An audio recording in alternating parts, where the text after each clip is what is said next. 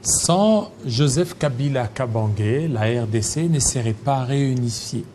Dixit la journaliste Colette Brackman, interview réalisée par nos confrères d'une des radios ici à Kinshasa. Nous allons essayer d'analyser cette phrase et puis revenir sur la constitution en RDC.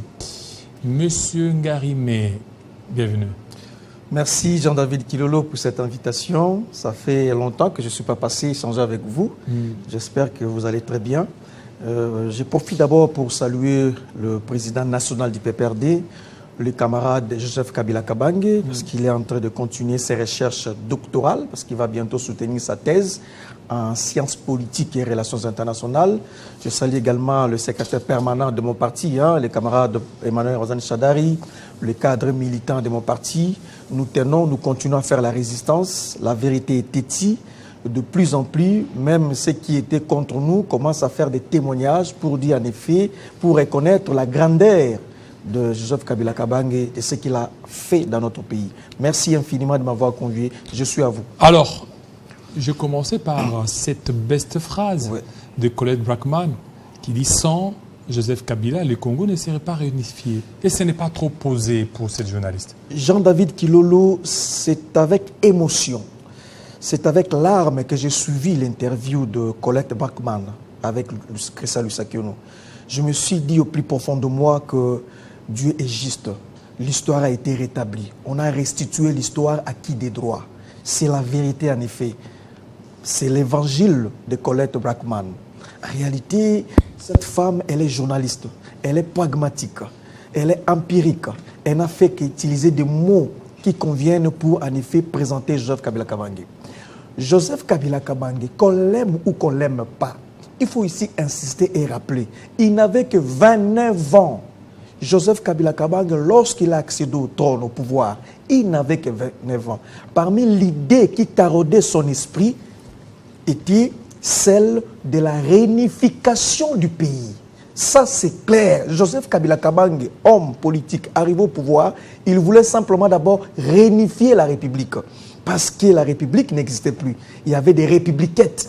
Le pays était presque démembré. Il y avait de postes de résistance de gauche à droite. Et là, ce n'est plus un communicateur ou un ministre de Kabila qui le dit, mais cette fois-là, c'est la journaliste Colette Brackman qui a clairement dit, ce jeune homme qui avait 29 ans, qui s'appelait Joseph Kabila Kabange, il arrive au pouvoir, il lui accorde une interview et Joseph Kabila Kabange dit clairement, je vais réunifier la République.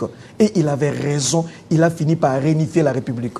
Joseph Kabila Kabange a accepté une formule inédite de 1+4. Et ça ne vient pas de moi cette fois-là. C'est encore Colette Brackman qui dit que Kabila a accepté, il a fait des concessions majeures, en effet, pour que nous ayons la République que nous avons aujourd'hui.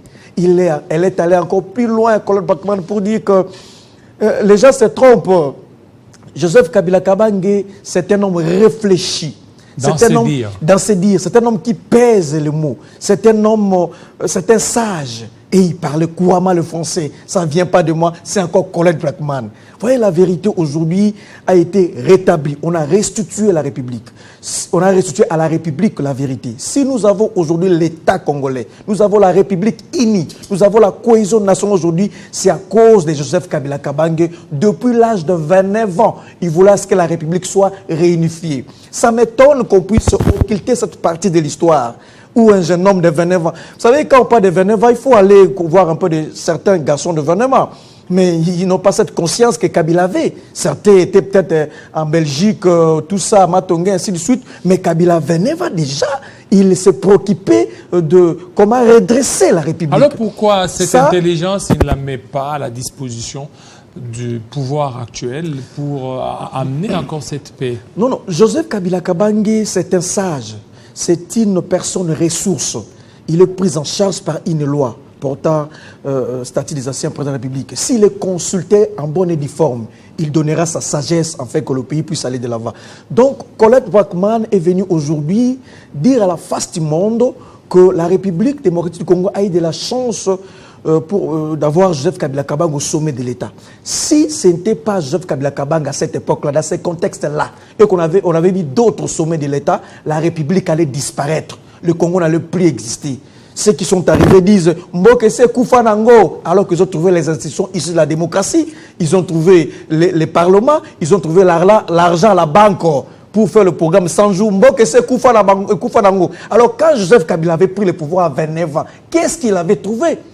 Je donne raison au peuple congolais lorsqu'il commence à réclamer par-ci par-là que Kabila zonga, Kabila revient, Kabila on a besoin de toi. Même vous venez de dire ici, on a besoin de la sagesse de Kabila. Tout simplement parce que cet homme a sacrifié sa jeunesse. Donc Colette Braeckman, c'est une dame que vous connaissez, elle n'est pas téléguidée par des raisons pécuniaires. C'est une femme qui fait très bien son travail. C'est une femme qui a été avec Mobutu. Elle a même écrit un livre sur Mobutu. C'est une femme qui a même interviewé même Laurent Désiré Kabila. C'est une femme qui a interviewé plusieurs fois Joseph Kabila Kabange ainsi que l'actuel président. Si elle arrive à tenir ces discours, c'est tout simplement pour dire que Joseph Kabila Kabange mérite respect. Lorsque je vois certains compatriotes, notamment Kabouya, hausser le ton, dire n'importe quoi sur Joseph Kabila Kabange, je me dis que c'est très grave. Celui qui a sacrifié la jeunesse pour réunifier la République, mais il n'est pas respecté. Et nous disons tout simplement que Kabila mérite respect. Encore une fois, je pense que cette dame, Colette Braeckman, elle a été sincère, elle a été vraie, elle a dit la vérité. Merci à cette dame. Voilà. Alors, la Constitution aujourd'hui, on est en train de voir des velléités de tripatouiller cette Constitution léguée d'ailleurs par Joseph Kabila Kabange depuis 2006. Mais justement, dans l'actif de Joseph Kabila Kabange, il y a notamment cette Constitution du 18 février 2006, promulguée par Joseph Kabila Kabange. Il voulait que la République puisse avoir une constitution digne de son nom. C'est d'abord à travers un référendum. Nous avions voté et ensuite traité au Parlement jusqu'à ce qu'il a promulgué cette constitution du 18 février 2006. C'est une constitution équilibrée. C'est une constitution qui répond à plusieurs problèmes, notamment la liberté d'expression, la démocratie, le multipartisme, le droit de l'homme, la parité. En fait, cette constitution, c'est l'héritage de la RDC. Nous ne devons pas changer comme si on changeait une chemise. D'abord, il faut rappeler ici, nos amis pensent que cette constitution, c'est une constitution de belligérants. C'est un discours que j'entends souvent. C'est une constitution de la belligérance. De la belligérance. Or, c'est faux.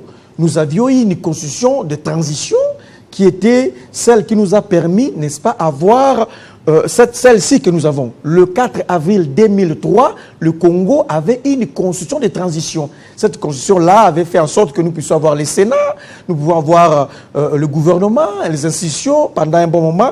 Et c'est avec cette constitution que nous avions, mais ça, migré pour avoir celle que nous avons aujourd'hui.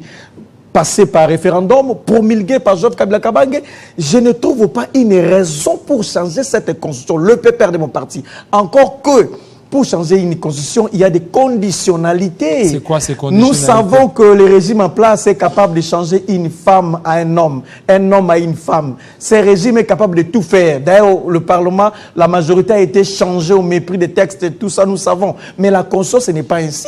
D'abord, pour changer, ici on parle de changement d'abord, on ne parle pas de révision. Changement. Il faut d'abord qu'il y ait, n'est-ce pas, une période de transition politique, alors que le Congo n'est pas sous une transition politique.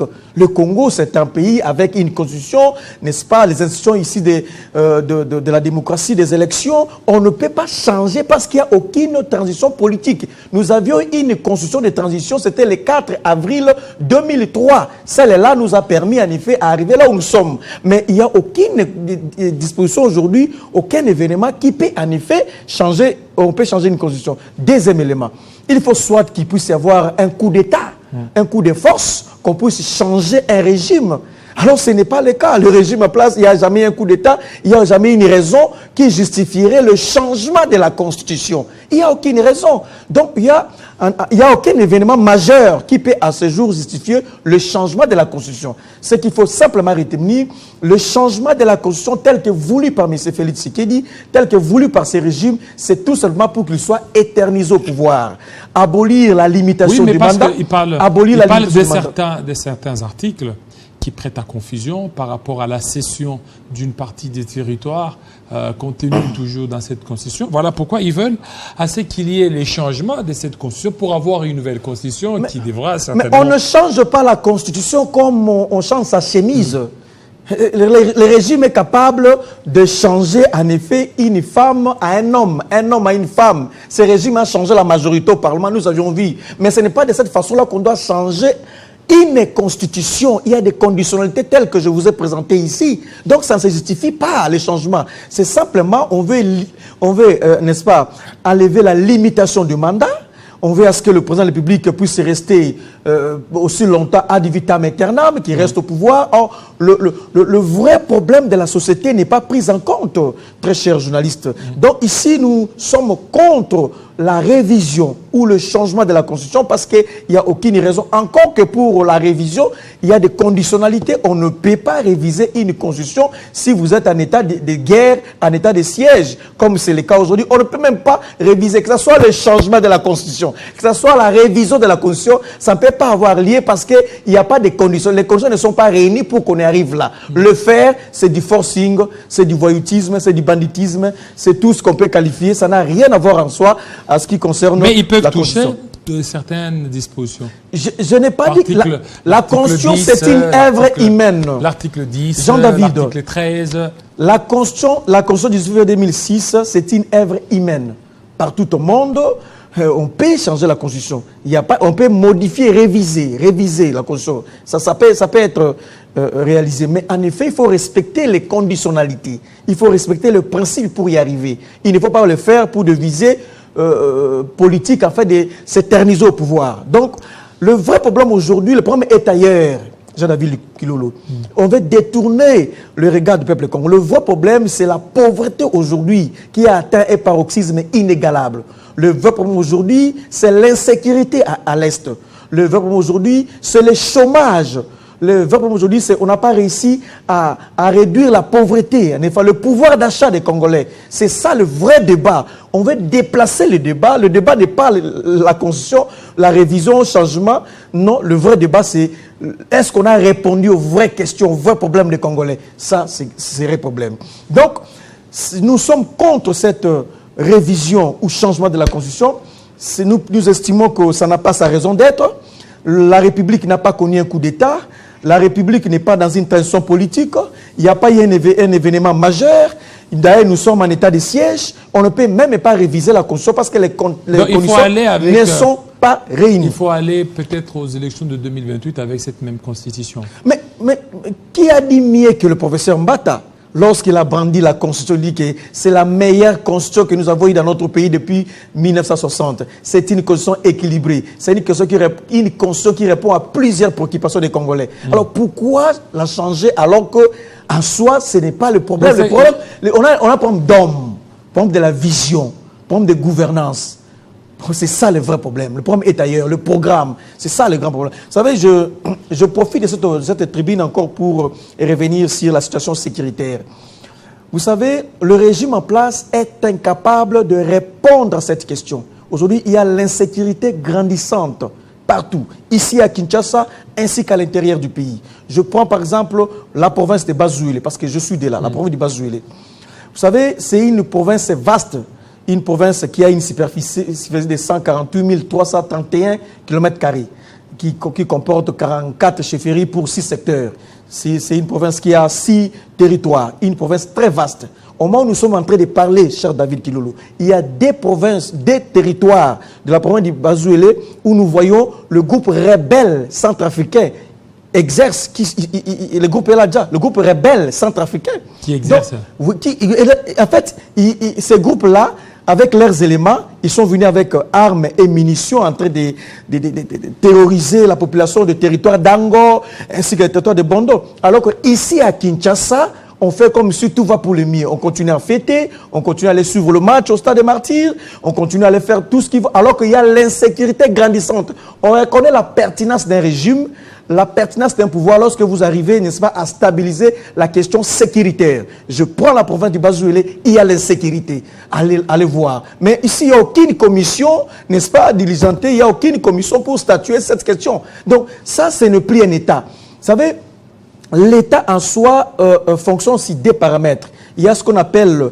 la statophobie, c'est-à-dire que la peur de l'État, le monopole de la violence. Il y a aussi la statopathie, c'est-à-dire que l'État, une inclinaison vers l'État, l'État qui protège. Donc aujourd'hui, l'État est inexistant dans la province du Bas-Zoulé. Lorsque le groupe rebelle quitte Centrafrique pour venir siéger, opérer dans les territoires de Bondo, territoire d'Ango, mais ici à Kinshasa, les autorités sont en train d'aller dans des fêtes, suivre le match. Donc c'est très grave. Ce qui revient à dire que ce régime a échoué sur le plan sécuritaire, échoué sur le plan économique, échoué sur le plan social, échoué sur le plan politique. En réalité, même sur le plan politique. Échoué sur le plan politique. Parce que vous savez ce qui se passe aujourd'hui à l'Union Sacrée. L'Union Sacrée, maintenant, se gère sur fond de frustration, de réclamations, de revendications. Donc, on est incapable même de gérer sa propre famille politique.